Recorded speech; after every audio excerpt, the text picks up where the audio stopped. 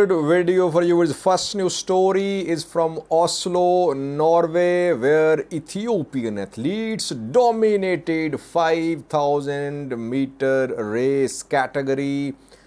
It was all Ethiopia on the podium yesterday. Second news story is about Tigrayan diaspora. We have a new story about fundraising by Tigrayan diaspora in the US. And secondly, DWTV has shared a message for diaspora community in connection with upcoming celebrations regarding Operation Elula, which was launched by Tigray forces last year to push Eritrean ENDF out of Eritrean forces and ENDF out of Tigray.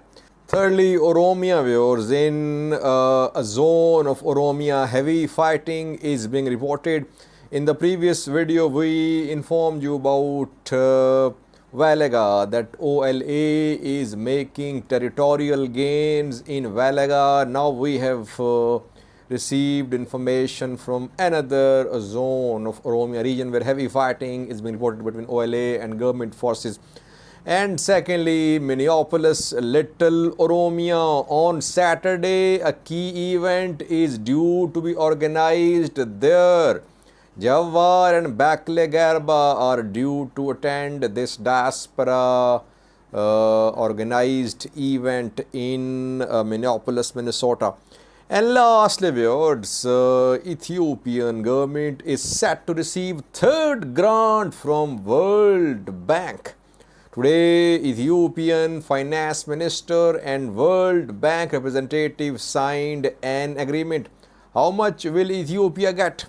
405 million US dollar.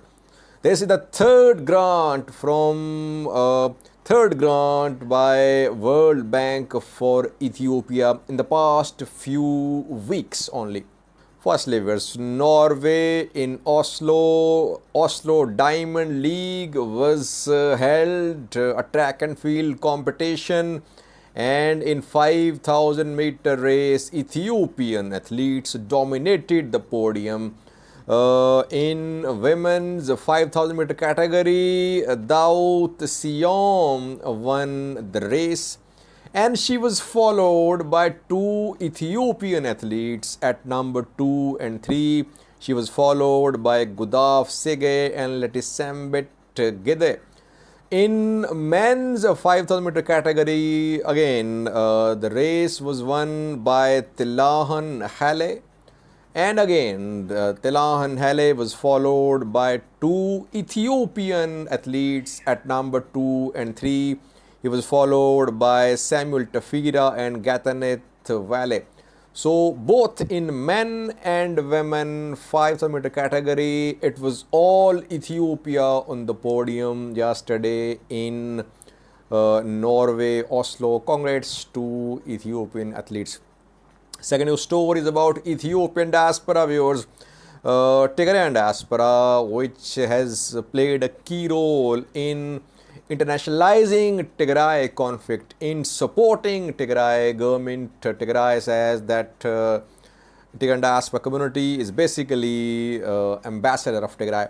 A fundraising event was held in Las Vegas in the US, and $357,000 were collected there for the people of Tigray. This is not the first time that in Las Vegas funds have been raised for the people of Tigray. Tigrayan diaspora has played a key role in supporting Tigray government's position, in backing Tigray people. Whatever they could, they did their best. And still, their protests, their fundraising campaigns, their meetings, their lobbyings still underway, and Tigray government, Tigray leaders stay in touch. They brief Tigrayan diaspora about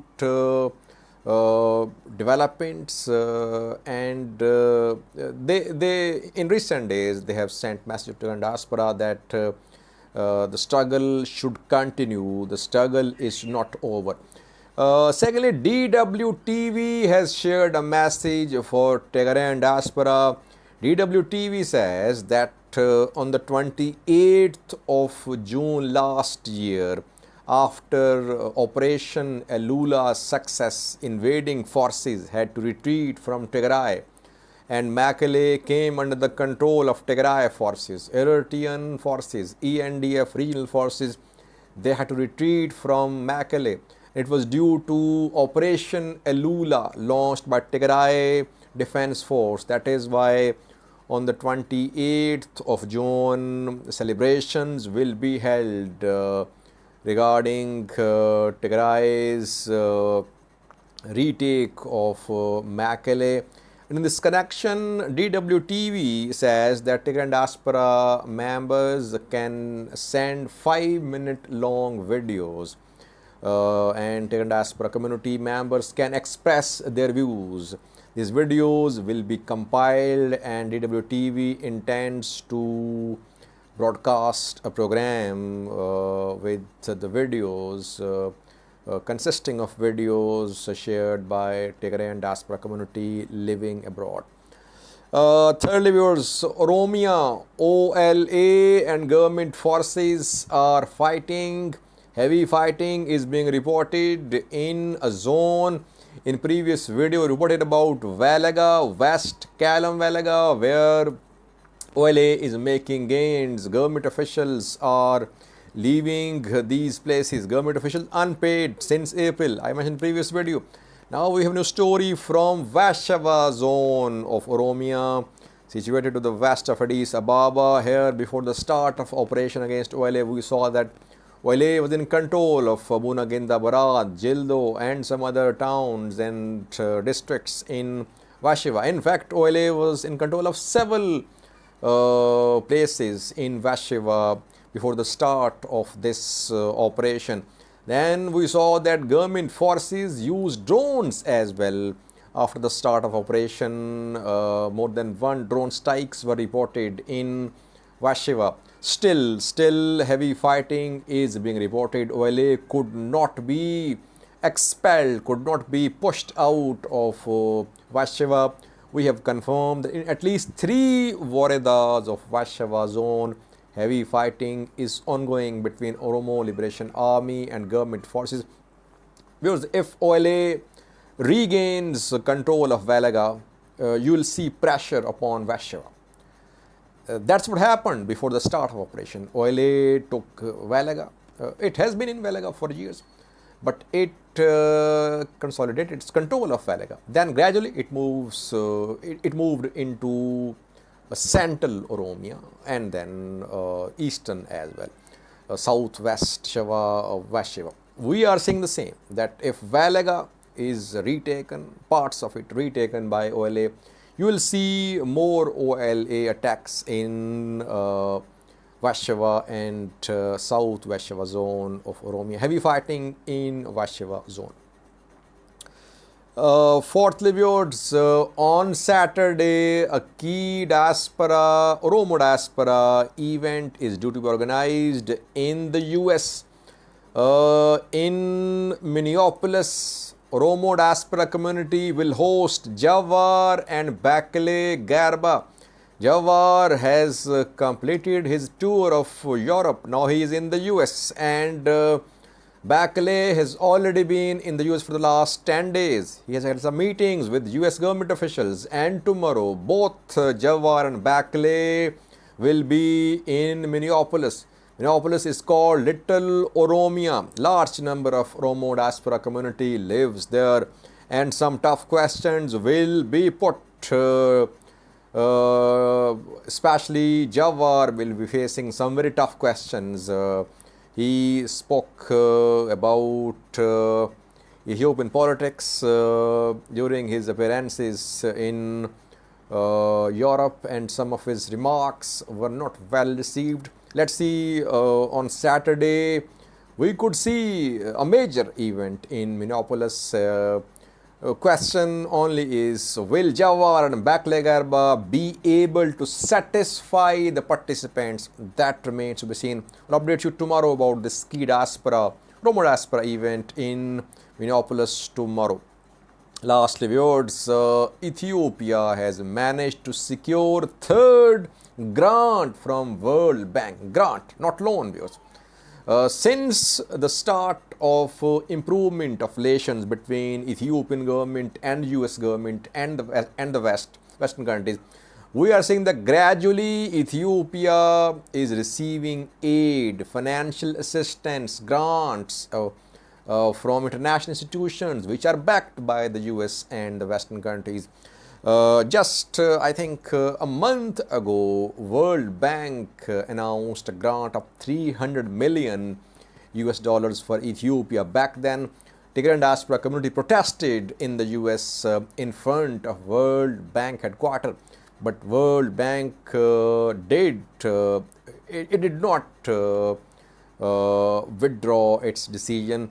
Now, then a second grant, and now a third grant for Ethiopia. Today, Ethiopian Finance Minister Ahmed Shide signed an agreement with World Bank's Ethiopian representative. His name is Usman Dione.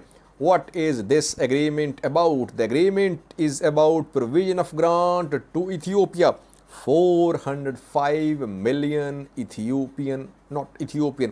405 million US dollars will be given to Ethiopian government to eradicate, to counter COVID-19, and secondly to work on water development schemes. The money will be spent in those areas which are pastoralist areas and low rainfall areas. This grant, third grant by World Bank to Ethiopia, indicates that Ethiopia-US relations are improving. That is why Ethiopia is receiving assistance. This is not loan, this is grant. Ethiopia will not return it, it's a grant. And secondly, German government today sent communication equipment, ICT equipment to Ethiopian government worth 500 million Ethiopian birrs. The equipment will be used in Ethiopian vocational and technical institutions. You can see some pictures on your screen. This is ICT communication equipment, ICT equipment sent by German government to Ethiopia. Thank you for watching.